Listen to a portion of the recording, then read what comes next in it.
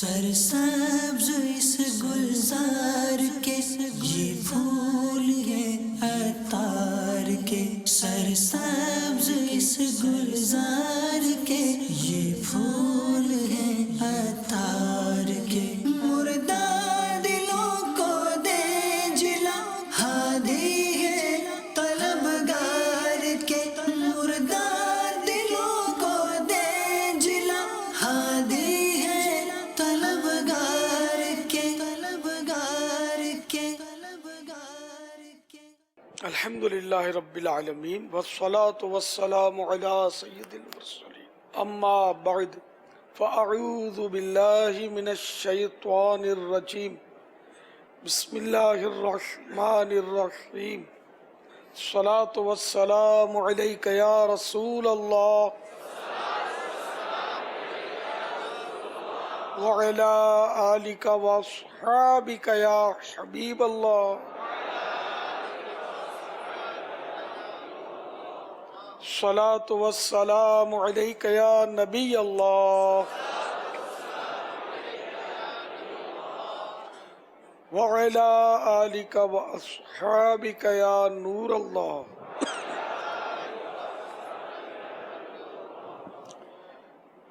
رسالہ ضیاء درود السلام پیج نمبر 6 سے فرمان مصطفیٰ صلی اللہ تعالی علیہ وآلہ وسلم نمبر 21۔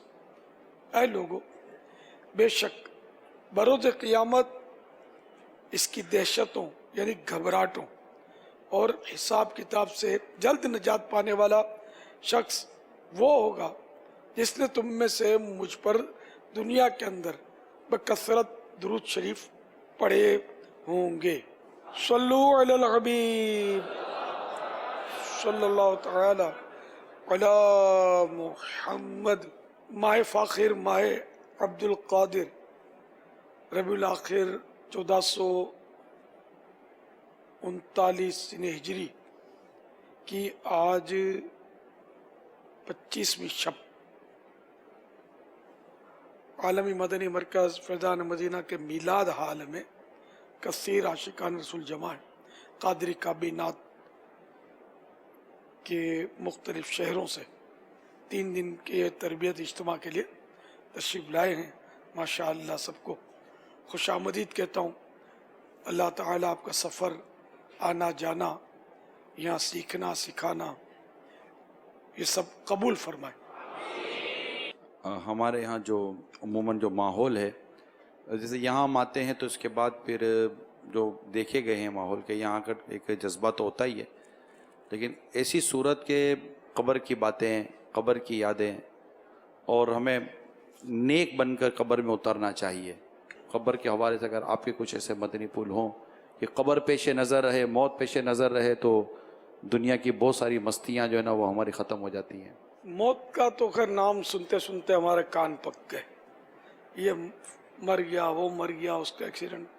ہم نے بہرحال یہ اپنے لیے سیریس نہیں لیا کہ اسی طرح ہماری خبر بھی مشتہر ہو جائے گی کہ یہ مر گیا۔ ہم سمجھتے کہ بس یہ وہ تو رف اسکوٹر چلاتا ہے، اس کا ایکسیڈنٹ ہو گیا، فلاں کھانے پینے میں کچھ زیادہ بے احتیاطی کرتا تھا تو اس کو ہارٹ ٹربل ہو گیا، ہارٹ اٹیک ہو گیا، اس کا یہ ہو گیا۔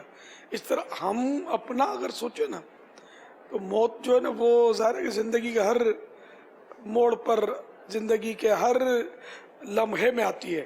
کسی کو دنیا میں سانس لیتے ہی پکڑ لیتی ہے۔ ایک دن کا بچہ بھی فوت ہوتا ہے، 1 گھنٹے کا بچہ بھی فوت ہوتا ہے، 10 12 سال 7 سال 8 سال 9 سال کے بچے بھی انتقال کرتے ہیں، کڑیل جوان بھی فوت ہوتے ہیں، یہاں تک کہ دولہا کو عین بارات میں سے موت اچک لیتی ہے۔ اس کے واقعات ہوتے ہیں اس طرح کے۔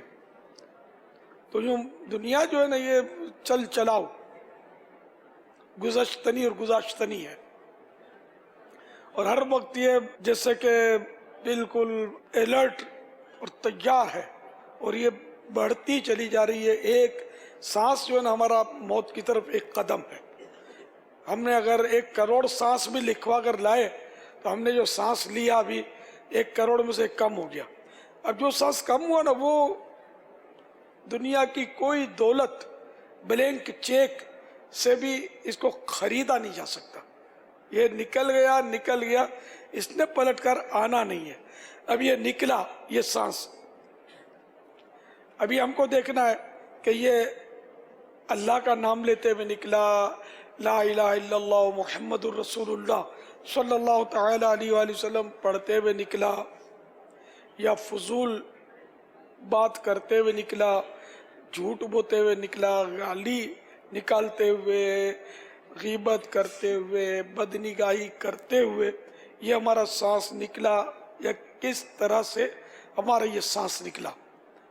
کاش یہ مطلب توجہ ہماری اس طرف رہتی تو شاید ہم نیک بن پاتے, لیکن ہم تو اپنا وقت جو کھیلوں میں گنوا رہے ہیں. ہمیں یہ احساس ہی نہیں ہے کہ ہمارے سانس جو ہے یہ ہماری زندگی سے مائنس ہوتے جا رہے ہیں.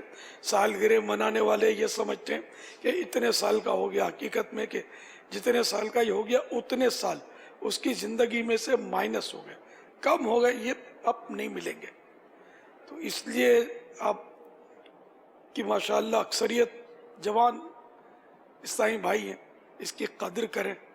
میں صحیح بولتا ہوں, اگر آپ ٹھیکہ لینا کہ 12 کروڑ میں جوانی واپس دلا دیں گے تو آپ جوانی دے دیں گے, میں 12 کروڑ آپ کو کہیں سے بھی کر کے پیمنٹ کر دوں گا. یہ ایک سمجھانے کے لیے, چوٹ کرنے کے لیے کہ جوانی کسی قیمت پر اب مجھے ملے گی نہیں, میری چلی گئی. اب میرے لیے سوائے افسوس کے کچھ نہیں ہے کہ افسوس میں نے اپنی جوانی جو وہ غفلت میں گما دی, کھیلوں میں گما دی, اور کوئی مطلب اللہ کو راضی کرنے والے کام کرنے میں میں نے کامیابی حاصل نہیں کی. آپ جوان ہیں, آپ اس سے فائدہ اٹھائیں اور کر لے جو کرنا ہے, آخر موت ہے. ابھی اس سے فائدہ اٹھائیں تو انشاءاللہ عز و جل آپ بہت کچھ کر سکتے ہیں. کیونکہ جوانی میں مرنا اگرچہ ممکن ہے لیکن یقینی بھی نہیں ہے. جوان کو امید ہوتی ہے کہ ابھی دن ہیں, بوڑھے کو یہ امید بھی کہاں کہ دن ہے. وہ تو بالکل ہی اس کے ساتھ تو مایوسی کا سب کیفیات ہوتی ہیں اس کی کہ آپ تو گئے, کوئی ادر آپشن نہیں ہے موت کے سوا. آپ کے پاس ابھی آپشنز موجود ہیں, اس کو غنیمت جانیں اور اس سے فائدہ اٹھائیں. جوانی کو بڑھاپے سے پہلے غنیمت جانو, صحت کو بیماری سے پہلے غنیمت جانو, فرصت کو مصروفیت سے پہلے غنیمت جانو, اور زندگی کو موت سے پہلے غنیمت جانو. کہ یہ موقع اچھا ہے کہ آپ اپنی نمازوں کا حساب لگا لیں. اگر خدا نخواستہ نمازیں چھوٹی ہیں ان کی پھٹافٹ قضا عمری کی ترکیب کر لیں, اور اب نماز تو نماز جماعت بھی نہ چھوٹے اس کا اہتمام فرمائیں. اس طرح خدا نخواستہ رمضان کے روزے اگر چھوٹے ہیں تو ان کا بھی حساب لگا کر اس کو بھی قضا کرنے. ویسے بھی سردیاں, موسم ٹھنڈا ہے, مدنی موسم ہے, اتنا ٹھنڈا نہیں ہے تو اس لیے مدنی موسم ہے, اس میں روزے آسان ہے, دن بھی چھوٹے ہیں. یہ اپنے قضا جو ہے یہ بوجھ اتار دیں. زکوٰۃ اگر آپ پر باقی ہے, فرض ہونے کے باوجود نہیں دی تھی, حساب لگا کر وہ فوراً سے پیشتر اس کو بھی اس کے حقداروں تک پہنچائیں. کسی کا مال خدا نخواستہ ناحق لے لیا تو فوراً توبہ کر کے وہ مال واپس دے دیں, کہ ایسا نہ ہو کہ آج ہی موت آ جائے اور سارا مال جو دوسروں کا دبایا ہوا ہے وہ سانپ اور بچھو بن کر اپنے جسم سے لپٹ جائے اور پھر کوئی بچا نہیں پائے گا. وہ قبر تو آپ نے دیکھی ہے کتنی چھوٹی سی تو جگہ ہوتی ہے, اس میں بھی مٹی سے بند کر دیا جائے گا تو, اور عقل بھی سلامت ہوتی ہے قبر میں. یہ نہیں کہ بندہ اب مر گیا تو کچھ پتہ نہیں چلتا. اگر پتہ نہ چلتا ہوتا تو کیسا حساب, کیسا کتاب, کیسا ثواب, کیسا عذاب. جیسے بکرا ذبح ہو گیا, روح نکل گئی, اب اس کا ہم قیمہ کر دیتے ہیں, اس کو پتہ نہیں چلتا. اس پہ لاکھ سانپ بچھو چپٹ جائے, کتے نوچ ڈالیں, اس کو پتہ نہیں چلے گا. انسان اگر اللہ ناراض ہے اور عذاب ہے, سانپ لپٹا, بچھو لپٹا, آگ نے اس کو گھیرا, تو یہ سب اس کو پتہ چلے گا کہ یہ سب میرے ساتھ ہو رہا ہے. اب یہ کچھ بھی کر نہیں سکتا, اس کی بالکل بے بسی ہوگی, نہ بھاگ سکتا ہے, نہ بھاگ کر کہیں جا سکتا ہے, نہ کسی کو اپنے پاس بلا سکتا ہے. کیونکہ اگر یہ پتہ ہی نہ ہوتا تو پھر تو عذاب کی کوئی عذاب کیا پتہ ہوتا ہے، عذاب روح اور جسم دونوں پر ہوتا ہے. جسم بھلے پھٹتا ہے، گلتا ہے، سڑتا ہے، لیکن ایک جز اس کا عجب الذم اس کو بولتے، یہ باقی رہتی ہے. باریک ذرہ نہ آگ جلا سکے، نہ زمین اس کو گلا سکے، نہ یہ کسی دوربین یا خوردبین سے نظر آ سکے، اتنا باریک ہوتا ہے. اسی پر بدن کی ترکیب ہوتی ہے، سارا بدن جو ہے نا اسی پر مطلب پلتا بڑھتا گھٹتا. مریض جو ہے یوں گل جاتا ہے، پھر تندرست ہو جاتا ہے، پھر موٹا ہو جاتا ہے. بچہ پیدا ہوتا ہے تو اتنا سا ہوتا ہے، پھر بڑھتے بڑھتے قداور ہو جاتا ہے. تو اصل وہ اس کا باریک ذرہ ہے جو مطلب اسی پر اس کے بدن کا کم ہونا، گھٹنا، بڑھنا یہ سب ہوتا رہتا ہے. مرنے کے بعد بھی وہ باقی رہے گا، پھر اسی پر ثواب و عذاب، اور یہ سارا بدن جو ہے اس کو محسوس کرے گا.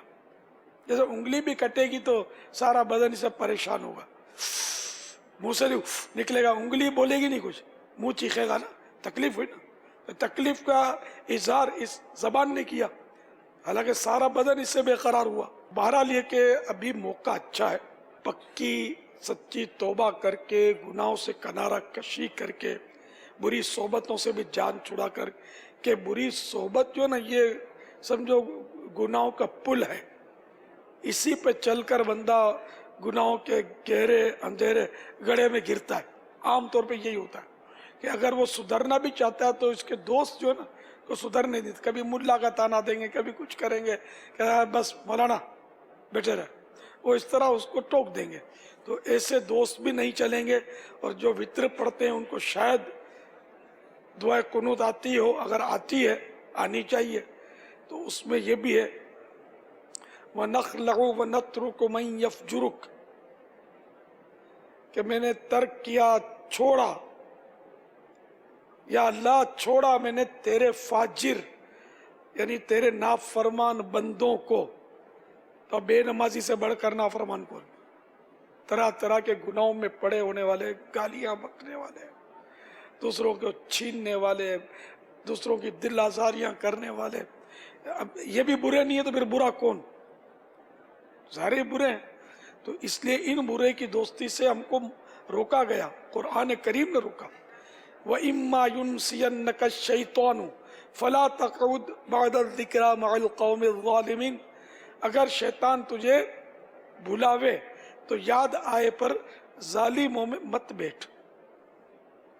تو یہ ظالم، کافر، بد مذہب اور فاسق، یہ تینوں کیٹیگریز جو ہیں یہ ظالم کے اس آیت کے تحت ظالم کے زمرے میں تفسیرات احمدیہ کے حوالے سے میں نے عرض کیا. تو بہرحال یہ کہ برا دوست یہ بہت خطرناک ہوتا ہے، کہ برے سانپ سے بھی خطرناک ہوتا ہے، کہ برا سانپ زیادہ سے زیادہ جان لے گا، مگر برا دوست لینے پر آئے گا تو ایمان لے گا. کہ گناہ جو ہیں یہ کفر کے قاصد ہیں، یہ کفر کی طرف گھسیٹ رہے ہوتے ہیں. تو گناہوں سے تو بہت بچنا ہے، بہت بچنا ہے، بہت بچنا ہے. ہر وقت توبہ توبہ توبہ کرتے رہنا چاہیے. کبھی خدا نہ خاصہ گناہ ہو جائے تو فوراً بندہ اسے توبہ کر لے، اس میں دیر نہ لگائے. تو میرے میٹھے میٹھے پیارے پیارے اسلامی بھائیو، اللہ تعالیٰ آپ سب پر اپنی رحمتوں کا نزول فرمائے اور مغفرتوں کے خزانے کا منہ آپ سب پر کھل جائے، اور میرے لیے بھی یہی دعائیں قبول ہو جائیں. ہم سب کاش بے حساب بخشے جائیں اور ایسے بندے بن جائیں جیسے اللہ اور رسول کو پسند آتے ہیں، نیک بن جائیں. تو اس کے لیے مدنی انعامات یہ دعوت اسلامی نے بڑا پیارا نسخہ دیا ہے نیک بننے کا. تو اسلامی بھائیوں کے لیے 72 ہیں، طلباء کرام کے لیے 92 اور اسلامی بہنوں کے لیے 63 مدنی انعامات ہیں. اور بھی کیٹیگریز ہیں جن کے لیے مختلف تعداد مدنی انعامات کی ہے. تو عام طور پہ 72 والے ہی ہیں اس وقت جو مجھے سن رہے ہیں.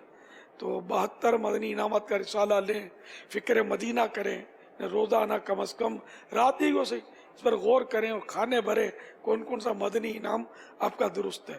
اس پر اگر آپ سچے دل سے اخلاص کے ساتھ عمل کریں گے تو انشاءاللہ عز و جل یہ مدنی انعامات آپ کو نیک بنا دیں گے. ہم سب کے لیے یہ نیک بننے کا بہترین اور پیارا نسخہ ہے. اللہ تعالی ہم سب کو نیکی نصیب کرے اور مدنی قافلوں کے مسافر ہر مہینے 3 دن آپ بنتے رہیں تو انشاءاللہ عاشقان رسول کی صحبت بھی ضرور رنگ لائے گی اور نیکیوں کی طرف اگر دل نہیں بھی تھا تو اب مائل ہو جائے گا انشاءاللہ عز و جل. مزید یہ کہ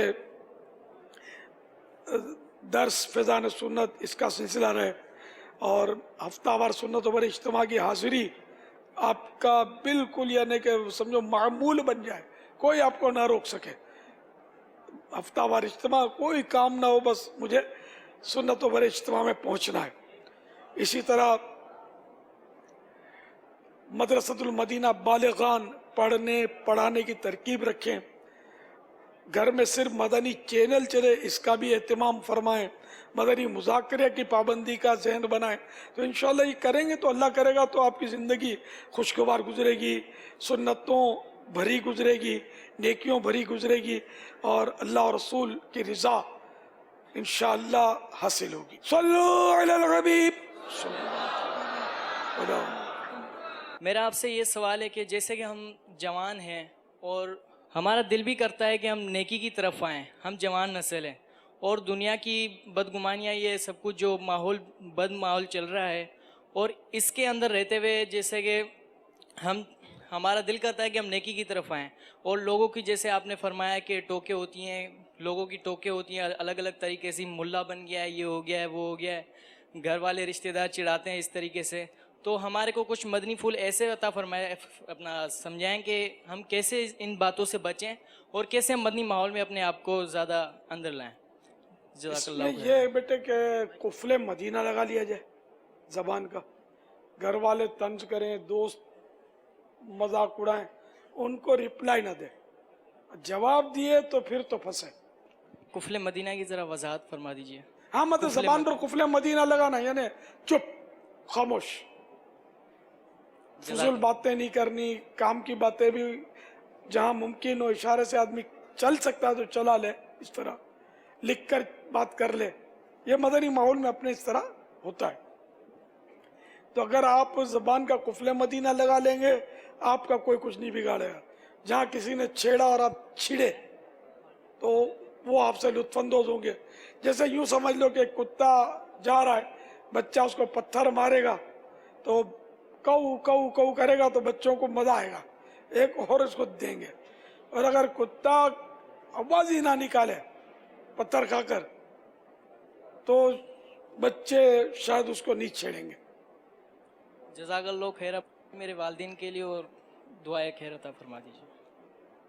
اللہ تعالیٰ ان کی بے حساب مغفرت فرما. جو آپ فرما رہے ہیں نا قفل مدینہ لگانے کا, ایک اسلامی بھائی تھے, انہوں نے مدنی ماحول میں بھی وہ شامل ہوئے اور پھر جامعۃ المدینہ میں داخلہ بھی لیا. تو ان کے ماموں باہر کے ملک رہتے تھے. جب ان کو پتہ چلا کہ اس نے داخلہ لے لیا, ماحول میں شامل ہو گئے, تو جب وہ گھر گیا تو اس کو وہ لے کے بیٹھ گئے اپنے طور پہ سمجھانے کے لیے, اور قریباً 1.5 گھنٹہ وہ اس کو سمجھاتے رہے کہ یوں یوں آپ کے والدین نے سوچا تھا آپ افسر بنو گے, یہ ہے, آپ کہاں چلے گئے وغیرہ وغیرہ. اس نے آپ کی دی ہوئی حکمت عملی کہ قفل مدینہ لگا کے رکھنا, جواب نہیں دینا.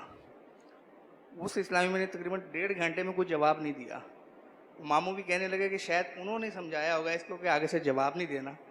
آخری ان کا رد عمل یہ تھا کہ اب جو آپ کر رہے ہو نا وہی کرتے رہو. ہار گئے. قفل مدینہ کے تو بڑے فوائد ہیں یار.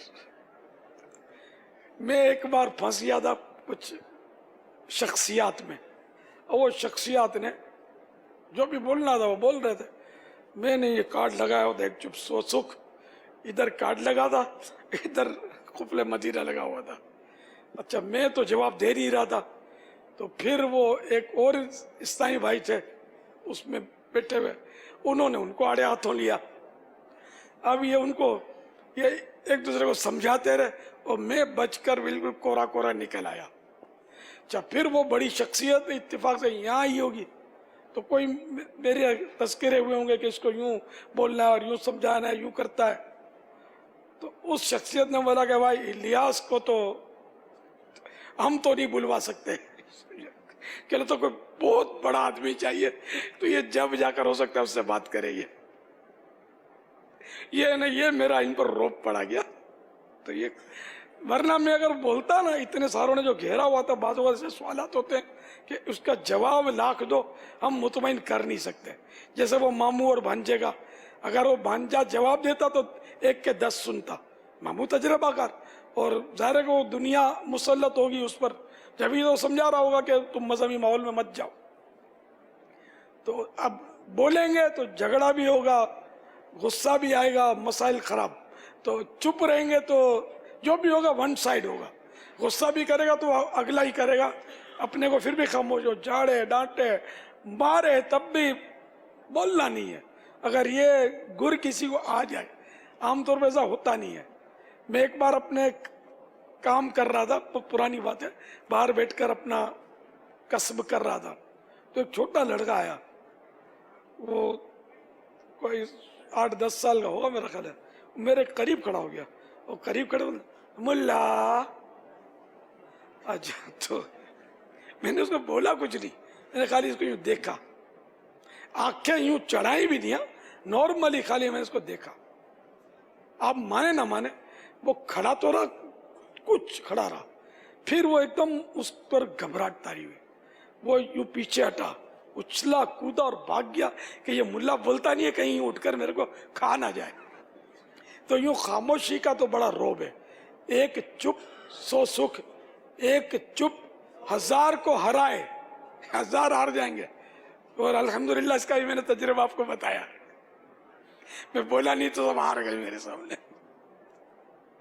لیکن ہر جگہ چپ چلتی بھی نہیں ہے، یہ بھی دیکھنا ہے.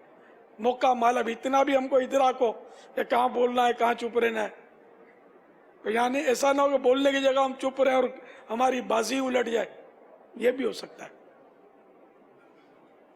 تو بہرحال یہ کہ کم بولنے میں عافیت ہے، زیادہ بولنے میں عام طور پر یہ تجربہ شاید بہت سو ہوگا کہ بول کر تو کئی بار پچھتانے کی نوبت آئی ہوگی کہ یار بولے تو جھگڑا ہوا نا، بولے تو اگلا گلے پڑا نا، یار بولتے نہیں تو یار جھگڑا نہیں ہوتا.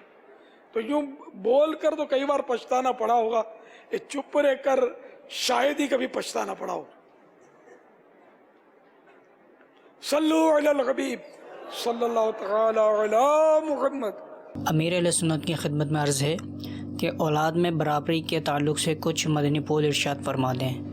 فرمان مصطفیٰ صلی اللہ تعالی علیہ وآلہ وسلم، بے شک اللہ تبارک و تعالی پسند کرتا ہے کہ تم اپنی اولاد کے درمیان برابری کا سلوک کرو، حتیٰ کہ بوسہ لینے میں بھی برابری کرو. ایک بچہ پیارا لگتا ہے اپنے، تو اب یہ کہ جو پیارا لگتا ہے اس کو 2 بوسے دیے، اور جو کم پیارا لگتا ہے اس کو 1 بار چوما آپ نے، تو یہ بھی برابری نہیں ہوئی. دونوں کو 2 جب 2 دینے ہیں تو 1 دینا ہے تو دونوں کو 1 برابری. اس سے ان کے دلوں میں محبت بڑھے گی اور دوسرے کو احساس محرومی نہیں ہوگا. ورنہ دوسرے ایک کو آپ پیار کرتے رہیں گے، دوسرے کو احساس محرومی ہو جائے گا. وہ اپنے اندر آپ کے لیے نفرت اس کے دل میں بیٹھ جائے گی، جو آگے چل کر ہو سکتا ہے کہ آپ کے بڑھاپے میں مسائل کر دے وہ نفرت. صلو علی الحبیب صلی اللہ تعالی علی محمد. امیر علیہ سنت سے عرض ہے، آپ اپنی سیلفی سے کیوں بچتے ہیں؟ میری سیری ہو گئی ہے، یہی کہہ سکتے ہیں کہ وہ زیادہ، جیسے کہ بریانی ہے نا، فیوریٹ ڈش ہو آپ کی بریانی، اور آپ نے کھائی بریانی، اتنی کھائی کہ چورن کی بھی جگہ نہیں ہے نا. اب اور اس سے لذیذ بریانی آئی، کیا خیال ہے آپ کا؟ دیکھنا بھی پسند نہیں کریں گے آپ. ارے بھائی اس سے ٹیسٹی ہے، کیا کروں گا ٹیسٹی، وہ جگہ ہی نہیں ہے میرے پاس، ہٹاؤ اس کو. تو اب وہ آپ کے حق میں ٹیسٹی نہ رہی. یہ جنت اور دنیا کی نعمتوں کا فرق ہے. دنیا کی نعمت جو ہے نا، اس کی لذت وہ اس وقت تک ہے کہ جب اس سے سیری نہ ہو، کہ پیٹ بھر گیا خلاص. تو اور آخرت کی لذت، جنت کی لذت، اسے کبھی سیری نہیں ہوگی، یہ کیفیت نہیں ہوگی. تو یوں مطلب मेरे इतने पिक्चर बन गए, इतना मतलब ये तो आप समझोगे वो एक तरह से मैं आदी हो गया और शायर हो गया मैं।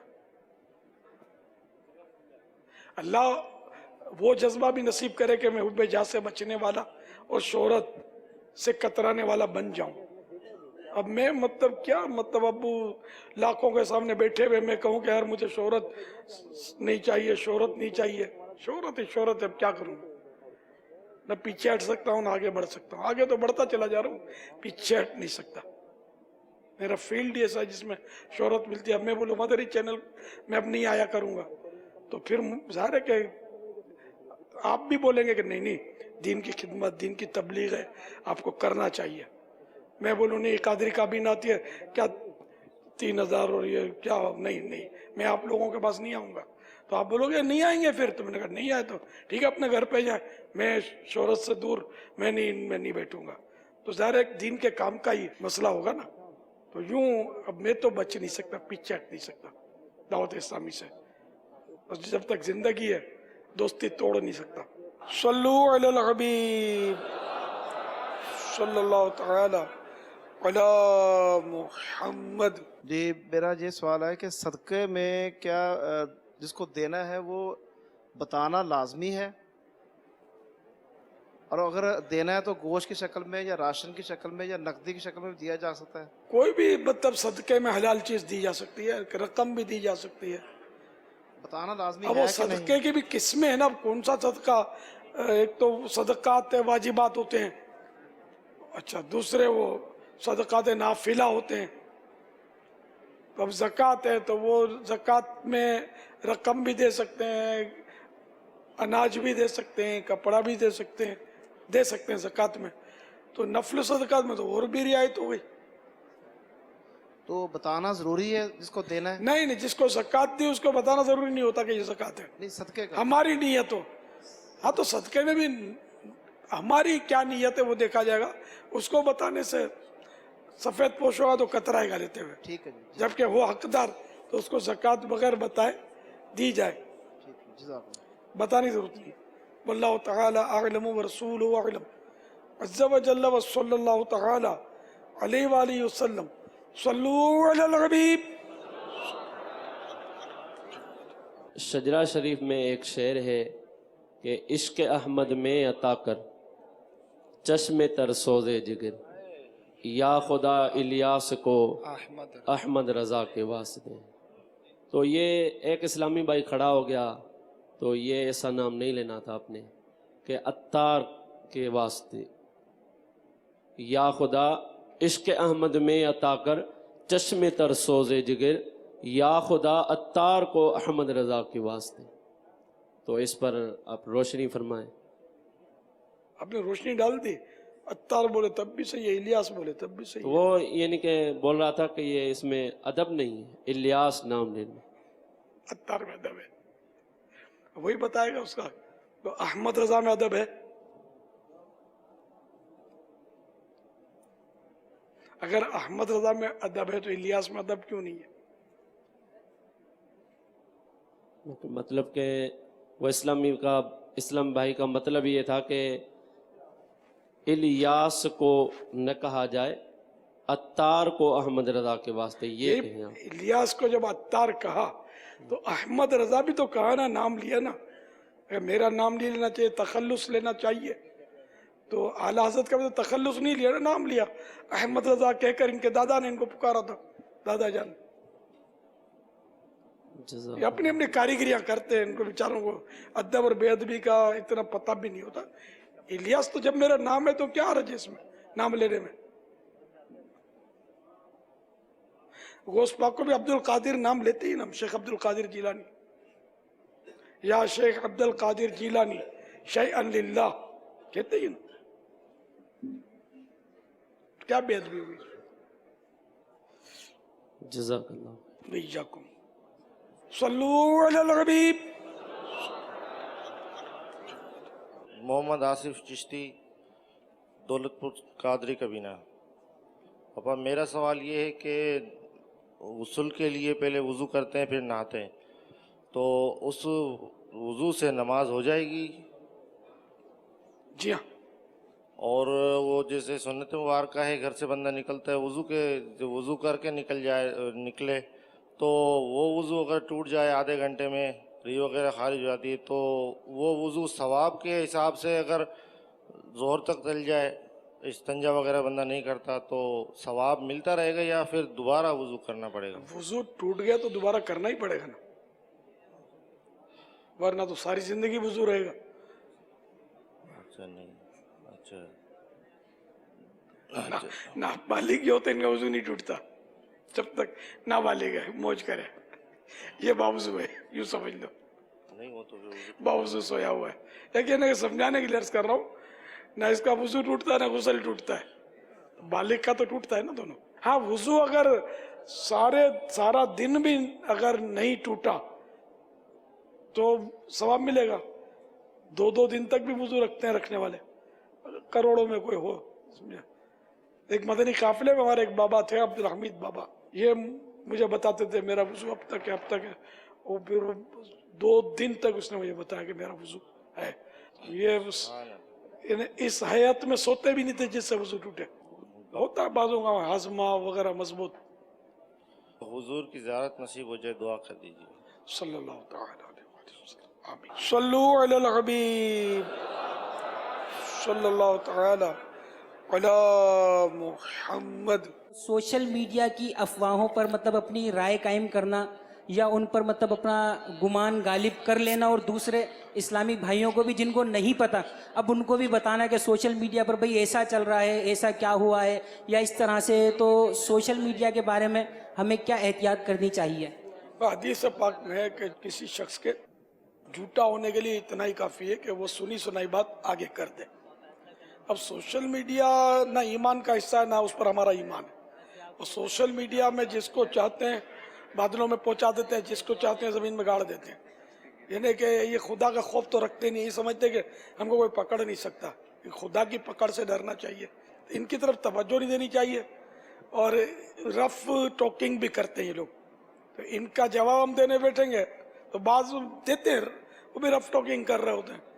تو اس طرح مطلب وہ کرنے والے کام کرو نہ کرنے والے کاموں میں پڑ جاؤ گے. تو ایسا ہی ہو رہا ہے. اور ہمارا ہر سانس قیمتی ہے, ابھی جو پہلے عرض کیا میں نے. تو اب ان جھگڑوں میں کہاں اپنا ہر سانس ضائع کریں. تو اس لیے وہ ان کو ان کے حال پہ چھوڑ دیں گے نا تو یہ اپنی موت آپ مر جائیں گے. اگر ہم ان کو جوابات دیں گے نا تو ان کو چاہیے ہی اتنا. کتا بھونکتا ہے اس کو پتھر مارے گا وہ زیادہ بھونکے گا. تو یہ مطلب چلتا رہے گا, اپنے کو چھیڑیں گے. تو یہ ہوتا ہے ایسا, کوئی لفٹ نہیں کراتا نا تو پھر یہ دم توڑ جاتے ہیں. اس طرح کے معاملات جو ہیں تو نادان حصہ ہی بھائی اس میں یقین کر لیتے ہیں, شک میں پڑ جاتے ہیں. یہ ان کے بیچاروں کی کمزوریاں ہیں, کچے ہیں.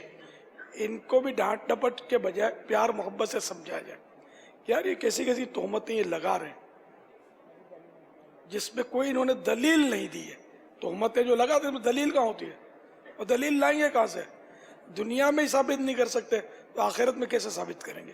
صلو علی الحبیب صلی اللہ تعالی علی محمد. امیر سنت کی بارگاہ میں عرض ہے کہ آپ کو اکثر دیکھا گیا ہے کہ الحمدللہ عز و جل آپ جو ہے نگاہیں اکثر نیچی رکھتے ہیں. تو نگاہیں نیچی رکھنے والے اسلامی بھائی آپ کو کیسے لگتے ہیں؟ اور ہمیں ایسے مدنی نسخے بھی عطا فرما دیں کہ ہماری نگاہیں بھی نیچی رہنے میں کامیاب ہو جائے. اللہ نصیب کرے کہ میں بھی آنکھیں نیچی رکھا کروں. یاد آ جاتے ہوں نیچی ہو جاتی ہے, مجھے بھول جاتا ہوں, کبھی دیکھنے کی ضرورت پڑ جاتی ہے, کبھی ویسے ہی نظر اٹھتی رہتی ہے. تو کوشش کرنی چاہیے کہ نگاہیں نیچی رہیں. وہ قل للمؤمنین یغضوا من ابصارہم, اے محبوب تم فرما دو کہ وہ اپنی نگاہیں کچھ نیچی رکھیں. یہاں اس کی تفسیر یہ کہ جیسے کہ عورتیں ہیں سامنے یا کوئی ایسے مواقع ہیں جس میں وہ نگاہیں نیچی, نگاہ اس پہ نہیں ڈالنی چاہیے شرعاً. تو ایسے موقع پر وہ نگاہیں کچھ نیچی رکھیں. عام حالات میں جیسے کہ اب ضرورت بھی ہوتی ہے اونچی دیکھنے کی. خود پیارے آقا صلی اللہ تعالی علیہ وآلہ وسلم وہی کے انتظار میں آسمان کی طرف نگاہ مبارک اٹھانا ثابت ہے. تو بعض اوقات گفتگو میں چہرے کی طرف دیکھنے سے بات زیادہ سمجھ میں بھی آتی ہے, تو اس کی بھی ضرورت پڑتی ہے. تو جہاں ضرورت نہ ہو وہاں بندہ نیچی نگاہیں کر لے, جہاں ضرورت ہے ٹھیک ہے اوپر دیکھ لے. البتہ یہ کہ جو یوں ہم بلا وجہ ادھر ادھر دیکھ رہے ہوتے ہیں, چلتے پھرتے, تو اس کو پریشان نظری بولتے ہیں. پریشان نظری جو ہے نا یہ منع ہے, لیکن گناہ نہیں ہے, منع ہے. اس سے بچنا چاہیے کہ ایسا کرنا سنت نہیں. تو کوشش کریں کہ کیونکہ اب نگاہیں ادھر ادھر دوڑاتے ہیں نا, تو اب بعض اوقات پھر ایسی جگہوں پر نگاہیں پہنچ جاتی ہیں کہ جہاں اس کو نہیں پہنچنا چاہیے. گلیوں میں بازاروں میں نکلیں تو عورتیں, بے پردہ عورتیں جا رہی ہوتی ہیں. اچھا اپنے ان مجامع پر نظر ڈالیں تو امرد بیٹھے ہوتے ہیں, تو بازو کا شیطان اس کی وجہ سے بھی برے خیالات دل میں ڈالتا ہے. تو عافیت کی راہ یہی ہے کہ جتنا ہو سکے ہم نیچی نظر رکھیں, اور یہ اپنا ایک مدنی انعام بھی ہے, مدنی انعامات میں سے. لیکن نیچی نظر رکھنے پر قادر جو ہوتے ہیں نا, ان کی تعداد میں نے دیکھا ہے کہ بہت کم ہے. پرانے عیسائی بھائی بھی ہیں, وہ رکھ نہیں پاتے ان کی, مطلب وہ بولنے میں بس ان کی نگاہیں اڑ جاتی ہیں بے اختیار. تو اس کے لیے خوب پریکٹس کرنی چاہیے.